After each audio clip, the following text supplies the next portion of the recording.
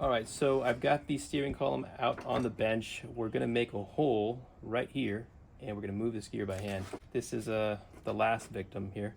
You can see that the hole was made here, and there's a little gear inside, a little white plastic gear. I'm gonna be moving that with a pick. Let's make the hole in this one.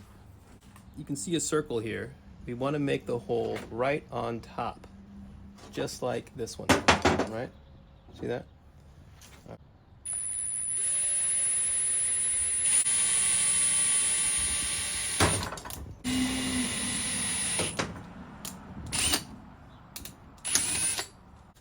There's a little gear inside, and we're just going to go clockwise. So the gear is going clockwise. We're just going to keep moving it until you can't move it anymore. And it will take probably 15 turns or so. But you keep moving the little teeth inside, one tooth at a time,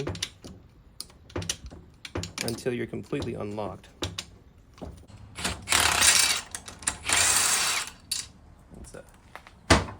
Okay, and then this bolt, so once it's completely open, you can just depress this fully, and it comes out.